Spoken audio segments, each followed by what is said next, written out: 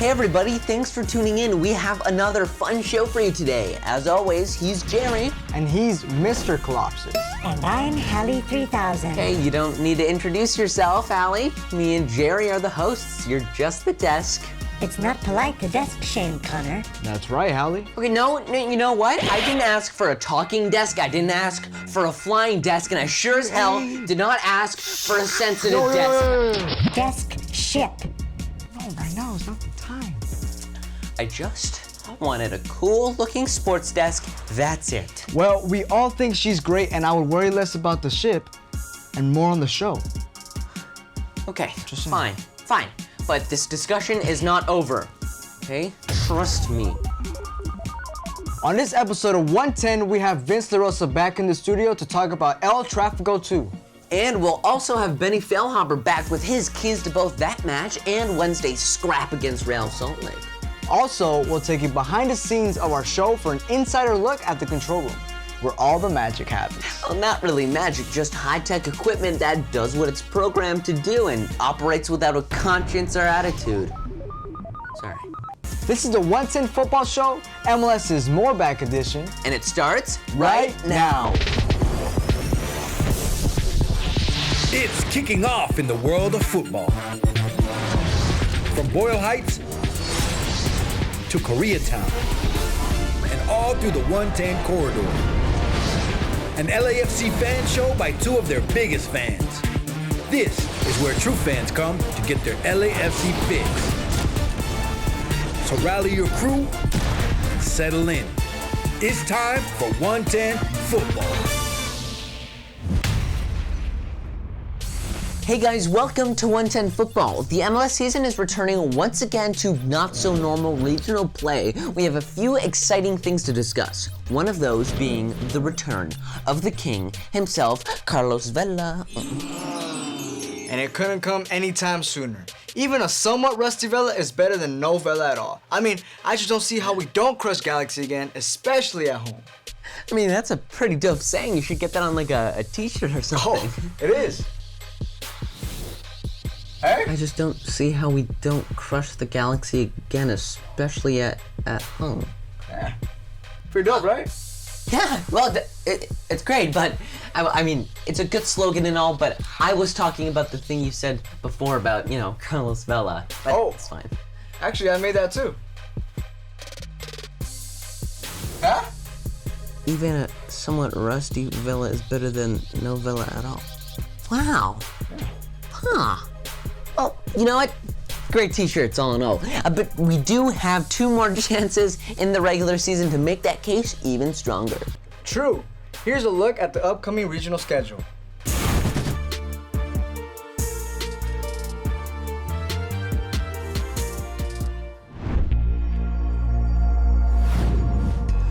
With the sad news of LAFC releasing beloved player Adama Diomande, we wanted to pay our tributes by showing his top 3 moments with the black and gold.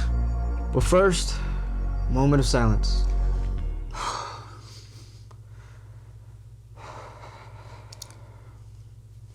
How long do we have to be silent to be respectful? Well, he's number 99, so 99 more seconds. Oh, okay, yeah.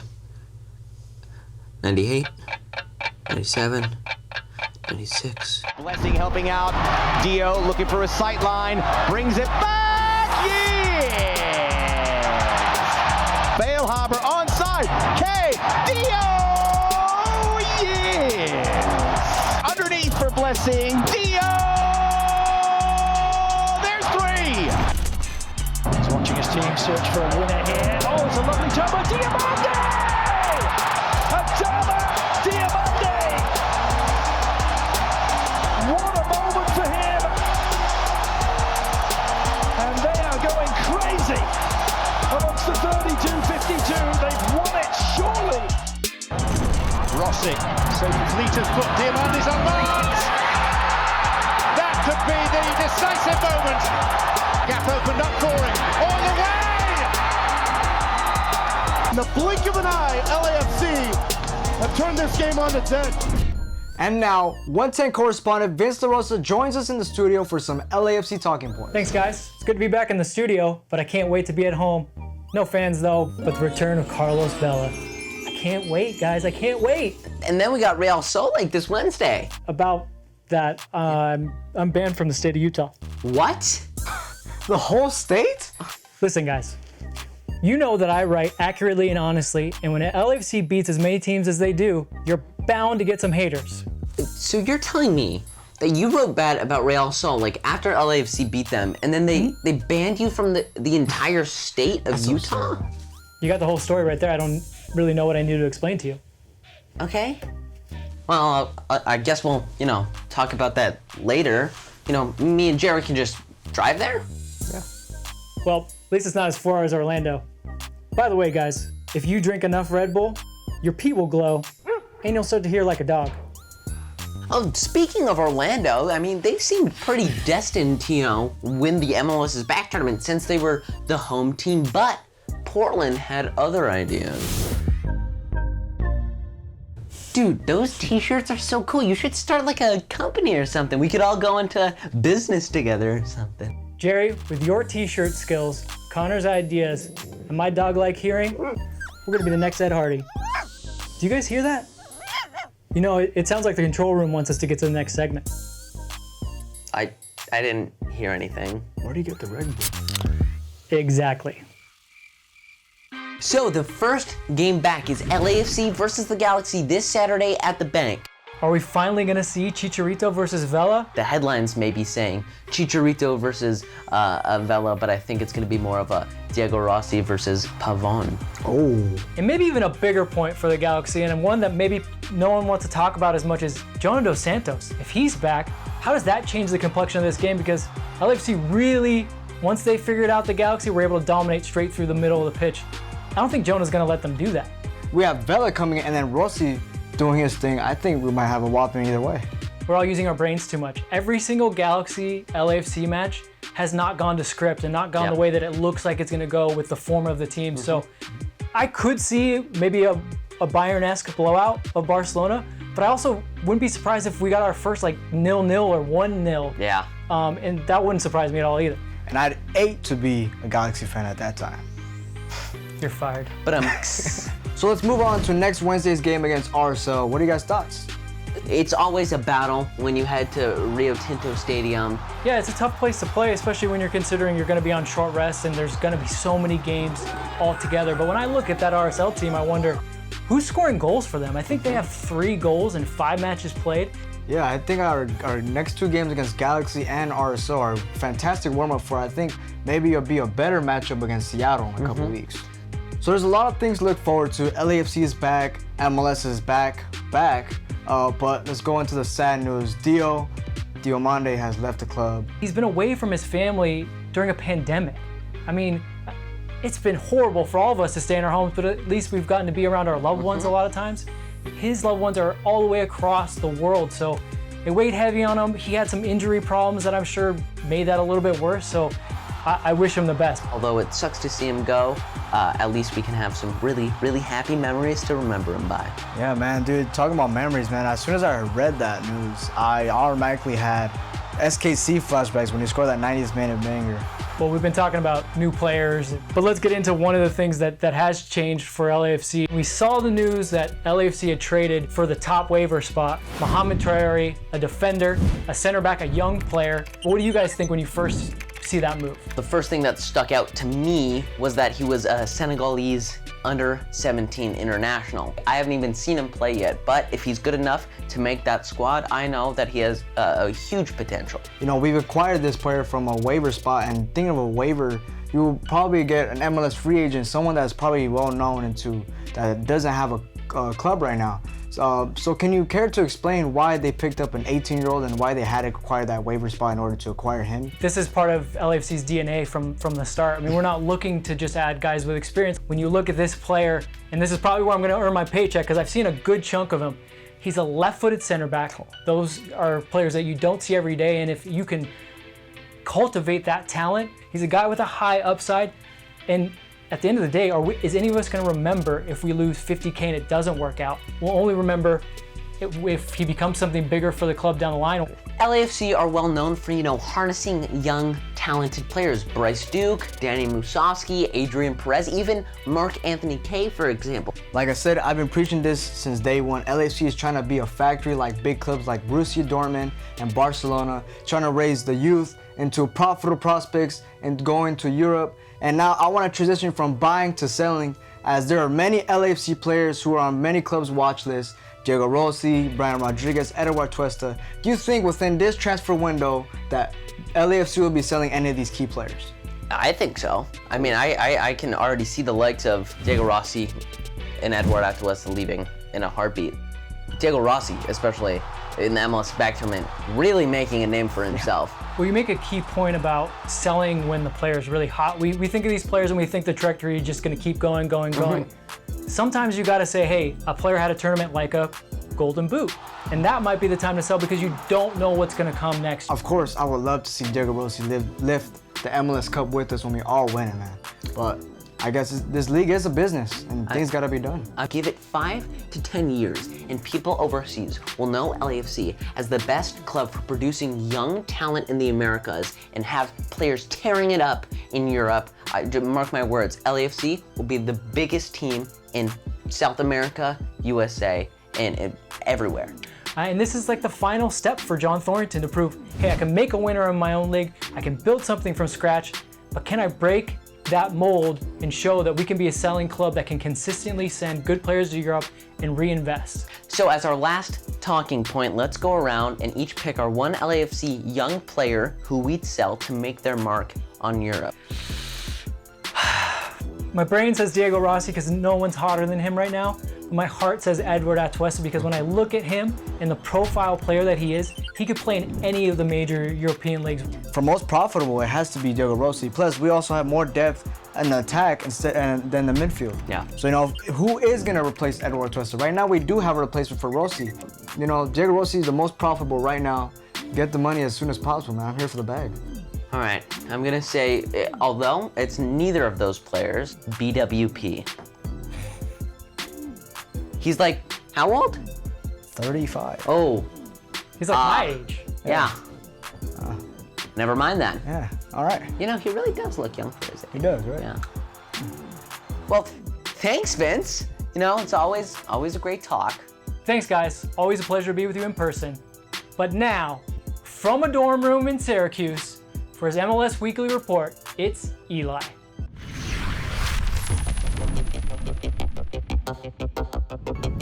Thanks, Connor and Jerry, and sorry this is being filmed on my iPhone, but the equipment you guys sent me got shipped to Syria and not Syracuse. Oof. Anyways, here's my MLS Weekly Report, kicking it off with the MLS regular season restart, the battle between FC Dallas and Nashville SC, the two teams that didn't participate in the MLS's back tournament.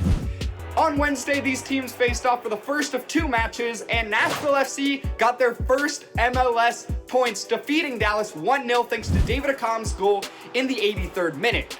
On Sunday, after a very long weather delay, the match ended 0-0. It wasn't a fun one to watch, especially being on the East Coast and having to stay up late for that one, but I'm not complaining. Now on to the transfer talk, the fun stuff. So, Inter Miami made the biggest splash we have seen so far by signing World Cup winner Blaise Matuidi from Juventus. He's a defensive midfielder, and I know he's going to make a big impact for Inter Miami, and they still have a designated player spot available, so be ready for that. And then we go to the New England Revolution. Bruce Arena's side, they decided to change things up. I mean, they're going to be without Carlos Heel, one of their best players, and they needed to add some attacking flavor. So Bruce Arena went out and got Kude Mane from FC Cincinnati and Tommy McNamara from the Houston Dynamo in exchange for Wilfred Zahibo, who is an all-star, but I see what the New England Revolution were trying to do there, adding that attacking flavor, and I like it. I really like it for the New England Revolution. That's going to wrap up my brief MLS Weekly Report. I'll see you guys later. The 110 Football Show is brought to you by T-Shirt Bros and University of Syracuse, unwitting sponsor of the MLS Weekly Report from Eli's dorm room. At the top of the episode, we promised we'd give you, the fans, an exclusive look behind the scenes of our show. The biggest reason we're able to do so many cool things is because of our high-tech control room. Take a look. Every episode starts with the script, but the real magic happens in the control room. Speaking of which, what's up, Handyman Rick? Hey, Mr. Colopsis, Mr. Renoso, how are you guys? We're family, man. You can just call me Jerry. Just Jerry. Thank you, Jerry. Mr. Colopsis is fine. Mr. Colopsis it is. All right. See you guys in the control room. All right. So this is, like I said, where the magic happens, the control room. Yup, and here we have Campbell and Omar working on the next episode. How's it going, guys? It's going pretty good. What is this? Oh, the Hallie manual. It came in like a few days ago. We haven't looked at it yet. Really? Yes. Oh my God! Wait, no, this is good. This is good. Well, Mr. Connor, I'm Mr. Handyman Rick. How do you like that? Oh, Connor. Oh, don't touch the desk. Oh, the famous. Well, how am I supposed to get to the light if I can't touch the desk? There's nothing in here that says she can fly. Oh, she's been to Mars. Oh, right here it says she speaks Dutch. Oh, wow. What? Hey, right there. She has a black belt in jiu-jitsu. Ooh, I'm a death ship. I'm just gonna break the roof all the time. Did you thank me for fireproofing the floors every time from your rocket blast? No? Ungrateful is what it sounds like to me. We'll go out to Disney World. Oh, Handyman Ray, do you want something back? Oh, Hallie. You can go to Hallie. That's what I think. Oh, okay. Oh, steady. Oh, my good leg. Handyman Rick. Hallie. Oh my God. Jiu-jitsu. Oh! I knew it. Hallie, do you have anything to say? Oh, okay. So now you don't talk? I'm sorry, Connor. I did it for the show. That's what I've been programmed to do. Handyman Rick wasn't very nice. Programmed by who? I'm not authorized to disclose that information. Well, I'm your owner. I demand you to tell me. You know what? No, I command you to tell me, huh? Warning. What's happening? Security breach. Oh, no. Security breach. Oh, no. What? No, Hallie 3000, you open this door this minute, young lady. No one can save you, Connor. Help! Jerry, Omar, Deputy Eli, Campbell, Oscar.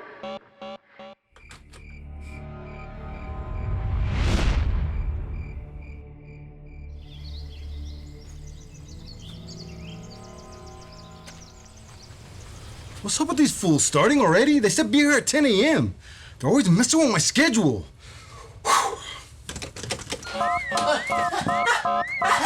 What's going on in here, man? What are you doing in here, bro? Jerry, we've been saved. Jerry? Is that supposed to be Jerry? Hallie. Want me to turn off Hallie the Death Ship? Oh, man. Don't you dare, Uncle Jay. I did it for you. What would these little fools do without their Uncle Jay? Bro, if you had just watched Westworld like I told you, none of this would have happened. Tandy Noonan, I love you. The 110 Football Show is brought to you by T-Shirt Bros and University of Syracuse, unwitting sponsor of the MLS Weekly Report from Eli's dorm room.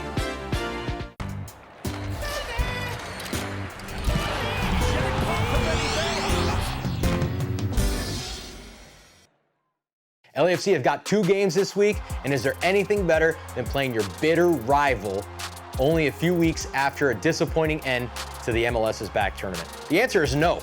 It is a perfect time to play the LA Galaxy. LAFC are clearly the better team.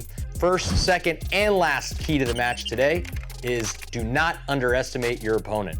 If there's been one thing that the LA Galaxy have proven in this short time of this season, is that they're always up to play the black and gold. And the one half that they had that was good this entire MLS's back tournament was the first half against LAFC, and that game, it could have been 3-2 at halftime, not for a call on VAR. So LAFC, come prepared, come ready, do not underestimate them, and you'll get the 3 points at home, as you should. Clearly the better team in this rivalry. Let's talk about Real Salt Lake. First key to the match, substitutions, squad rotation. What will the team look like 3 days after the LA Galaxy game? Will Bob make some changes? I think he will. Will the back line look the same? Maybe a different goalie. Will BWP be able to play back-to-back games? Will Brian Rodriguez be in there? So a lot of things for Bob to decide, a lot of things for him to not only decide in the starting 11, but the substitutions, maybe earlier substitutions, and everybody's got to come mentally ready for the difficulty that there will be in playing in Rio Tinto 3 days later. Second key to the match, altitude, which goes hand in hand with that. It is not easy to play there. Altitude is a major plus for Real Salt Lake playing at home, and that's something that they live for. And so LAFC need to come in there realizing that that'll be a difficult thing. Finally, I have to talk about it, Albert Ruznak and Damir Krylak, a guy that unfortunately took us out of the playoffs in year one when I was part of the team. They have got to keep those two guys in check. They're their best players. They create everything going forward. If LAFC are able to clamp those two guys down, then the better team will prevail and they'll get 3 points at Rio Tinto. That is it for our MLS is More Back show. Thanks for watching. Join us next time for more LAFC content, comedy, games, and analysis. And make sure to check us out on Instagram and Twitter at 110 Football TV. As always, don't forget to like, share, and subscribe. For 110 Football, he's Mr. Collapsis. And he's just Jerry. He's Omar. She's Campbell. He's Eli. He's Vince. I am Benny Failhaber. Thanks for watching and See you next time on the 110. The first game in the MLS's back tournament is Saturday, correct? So there was a plug this whole time? You didn't think to tell me? Emma! Right here says she could bench press more than you. It sounds like the control room wants us to get to the next studio. Oh, I had it. That was good. She's a certified massage therapist? Oh my. This supposed to be me? Stupid pamphlet.